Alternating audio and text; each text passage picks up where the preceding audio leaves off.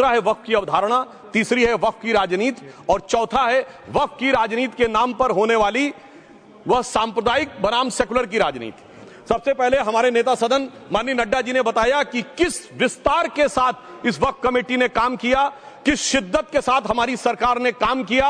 और चाहे वक्फ कमेटी के जेपीसी के चेयरमैन हमारे उस सदन के सदस्य जगदम्बिका पाल जी रहे हों, हमारे मंत्री जी रहे हों, सबने जिस शिद्दत से काम किया है, तो उनके लिए मैं माननीय प्रधानमंत्री जी अपनी सरकार की तरफ से कहना चाहता हूं कि उन्होंने एक इबादत के भाव से काम किया है।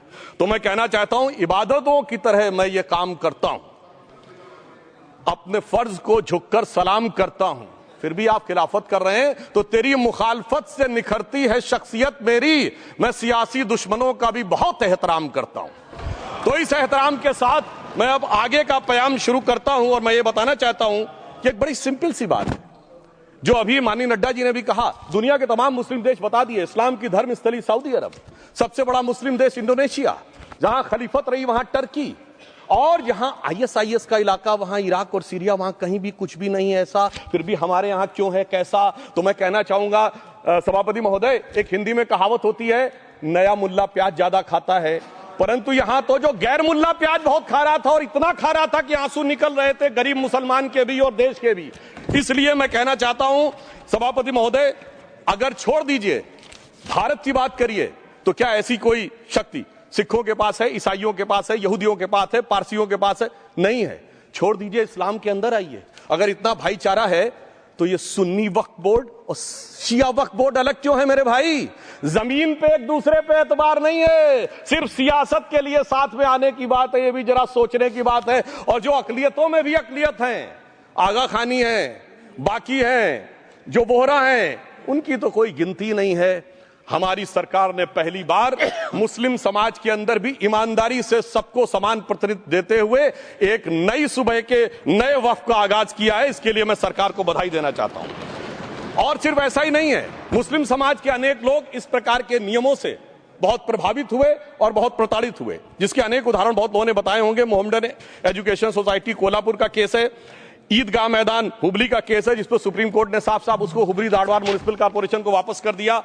अनीसा अयाशा वर्सेस तमिलनाडु वक्फ बोर्ड का केस है, तेलंगाना स्टेट वर्सेस मोहम्मद मुजफ्फर का केस है, हिमाचल प्रदेश वक्फ बोर्ड वर्सेस ख्वाजा खलीलुल्लाह का केस है, और सभापति महोदय ताजमहल पर भी दावा कर दिया गया। अब तो मैं पूछना चाहता हूं, और सुप्रीम कोर्ट ने अपने जजमेंट में कहा कि भाई शाहजहां के जमाने का लिखा फरमान लेके आइए, तब हम मानेंगे कि इस पे कोई दावा है या नहीं। आप सोचिए कि अगर ये वक्त का कानून इसी ढंग से चला होता तो क्या होता। अभी हमारे जॉन ब्रिटास जी और मनोज झा जी ने बहुत सारी बातें बोली थी। एक प्यास की बात बोली थी, उन्होंने उड़ीसा के ग्राहम स्टोन्स का जिक्र किया था, तो उसमें तो कांग्रेस की सरकार सीबीआई की इंक्वायरी नहीं कर पाई थी। मगर जब ताजमहल का उल्लेख आता है सभापति महोदय, तो एक प्यास मुझे याद आ जाती है। जब शाहजहां जेल में था और दूर से उस ताजमहल को देखता था और उसे सिर्फ एक सुराही पानी मिलता था और उसने औरंगजेब से कहा एक सुराही पानी और भिजवा दो, तो जानते उसने मना कर दिया। तो दुखी होकर शाहजहां ने फारसी में लिखा, ए पिसर तू अजब मुसलमानी, जे पिदरे जिंदा आप तरसानी, आफरीन हिंदुआन सदबार, जे देहंद पिदरावा मुर्दा देवम आप। मतलब तू कैसा मुसलमान है जो जिंदा बाप को पानी के लिए तरसा रहा है? तुझसे तो आफरीन 100 बार उन हिंदुओं को है जो पितृपक्ष में मरे हुए बाप को भी पानी देते हैं। और सभापति महोदय, मैं बताना चाहता हूं कि ये हमने ईमानदारी से मुस्लिम समाज के कल्याण के लिए बात की है, क्योंकि एक तरफ खड़ा हुआ है ईमानदार मुसलमान जो शराफत के साथ ईमान को गले से लगाए हुए हैं, और दूसरी तरफ कुछ चंद सरमाएदार हैं जो उस अमानत में खयानत करके शरारत के साथ उसके झंडावरदार बनना चाहते हैं। तो ये मुकाबला किसके बीच में है? ये शराफत अली और शरारत खान के बीच में मुकाबला है। हमारी सरकार शराफत अली के साथ खड़ी है, हमारी गरीब मुस्लिम के साथ खड़ी है। ये गरीबों गुर्बत वाले गुर्बत अली और सरमाएदार वाले गाजी खान के बीच का इलाका है। मगर मैं कहना चाहता हूं महोदय, एक बात मैं बहुत स्पष्ट रूप से कहना चाहूंगा, इन जरूरतमंद मुसलमानों की लड़ाई के लिए मैं कह सकता हूं कि ये गरीब मुसलमानों के दिल की कसक और कट्टरपंथी वोट के ठेकेदारों के मन की ठसक के बीच में हमारी सरकार ने उस कसक का साथ दिया है, जिसके लिए मैं मानता हूं गरीब और पसमानदा मुसलमान निश्चित रूप से उनका आभारी होगा। हाँ, मगर जब इसकी बात आती तो भी माननीय खड़गे जी भी बोल रहे थे, माननीय संजय सिंह जी भी बोल रहे थे, मनोज झा जी भी बोल रहे थे कि साहब आपके यहाँ वो कितने पुजारी हैं और कितने किस वर्ग के पुजारी हैं। तो मैं उनको बताना चाहता हूं, केवल अकेले जूना अखाड़े ने पिछले साल 71 SC ST लोगों को महामंडलेश्वर बनाया है। अरे आपको हमारे सदन में बैठे हुए बाल योगी उमेश नाथ जी नहीं दिखते? वैसे तो कहा जाता है जात ना पूछो साधु की, मगर मैं बताना चाहता हूं विश्व हिंदू परिषद के 50,000 से अधिक पुजारी ट्राइबल्स में जो शेड्यूल कास्ट है जो काम कर रहे हैं। मगर मैं हद अदब से पूछना चाहता हूं, बताइए मुल्ला, मौलवी, मुफ्ती, मुकर्रम, बारी, हाफिज में से कितने पसमंदा हैं? उसमें कितने जुलाहा, अंसारी, गौसी, बताइए मिरासी कितने हैं? बाकी छोड़िए, पसंदला बोर्ड में है क्या? अरे वक्फ बोर्ड में है क्या? इसीलिए मैं कहता हूं खुद मियां फजीहत दूसरों को नसीहत।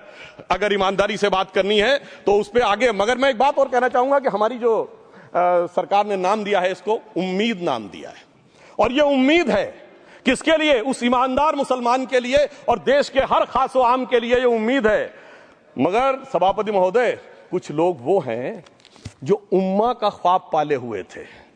उम्मा शायद हमारे बहुत से लोग समझते हो ना समझते हो, पूरी एक एंटायर जो इस्लामिक खलीफत और राज होता है उसको उम्मा कहते हैं। उम्मीद वालों को तो उम्मीद की नई रोशनी दिख रही है, उम्मा वालों की उम्मीद पे पानी फिर रहा है।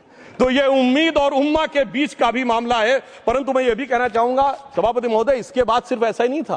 प्रॉपर्टीज के ऊपर, तमाम सरकारी प्रॉपर्टीज पे, जिसमें बहुत डिटेल में हमारे साथी लोग गए, मैं डिटेल में नहीं जाना चाहता। भोपाल का विषय, हैदराबाद का विषय, मुंबई का है, लखनऊ का है, पटना का है, बहुत प्रकार से है। माननीय लालू प्रसाद यादव जी का विषय जब बताया गया था तो बहुत ज्यादा हमारे मनोज झा जी बोल रहे थे, तो अब मैं उसके डिटेल में नहीं जाना चाहता हूं। सबने वो वीडियो देखा है। बस एक लाइन में उनके लिए कहना चाहूंगा, वो कुछ भी बोल रहे हैं, जिसे कहते हैं बिगड़ी बात बने नहीं, लाख करो किनकोए, रहीमन बिगड़े दूध को मथे न माखन होए। अब जो बोलना था वो बोल चुके, सबके सामने वो आ चुका। अब एक बात और है, दूसरे धर्म स्थलों के बारे में विषय आता है, तो मैं याद दिलाना चाहता हूं, केरला के कैथोलिक चर्च ने 31 मार्च 2025 को जो लिखा, सिर्फ उसकी लास्ट की 2 लाइन बोलना चाहता हूं। We request the central government to get the amendment bill passed as early as possible so that the tears of thousands of suffering people in the place like Munambam can be wiped out only by a legal amendment that can provide a permanent solution to their suffering. We urge all the MPs from opposition party to support the bill so that the historic legislation can become unanimous. मगर सभापति महोदय, ये अल्पसंख्यकों की बात करने वाले जब अल्पसंख्यक की बात आती तराजू पे तोलते हैं, किसका वेट ज्यादा है, किसकी धमक ज्यादा है, किसकी खनक ज्यादा है, फिर तय करते हैं कि माइनॉरिटी के साथ आना है, किस माइनॉरिटी के साथ नहीं आना है। और मैं एक और बात कहना चाहता हूं, तमिलनाडु के तिरुचेरी मंदिर की बात आई, यमुनानगर में गुरुद्वारे की बात आई, केरल में क्रिश्चियन कम्युनिटी की जमीन की बात आई। बहुत सारे लोग प्लेसेस ऑफ वर्शिप के एक्ट की बात करते हैं, तो as per places of worship act Tamil Nadu का मंदिर का तो स्टेटस नहीं चेंज हो सकता भाई। 15 अगस्त 47 के बाद किसी प्लेस ऑफ वर्शिप का स्टेटस नहीं चेंज हो सकता, तो वक्फ बोर्ड को क्लेम फॉरफिट कर देना चाहिए, because it is in contrast to the places of worship act. परंतु अब सुनिए, यही गुरुद्वारे के बारे में भी होना चाहिए। मगर सभापति महोदय, चाहे वक्फ बोर्ड का एक्ट हो, चाहे प्लेसेस ऑफ वर्शिप एक्ट हो, एक ही को फायदा होना है, जिसे कहावत में कहते हैं, खरबूजा छुरी पर गिरे या छुरी खरबूजे पे गिरे,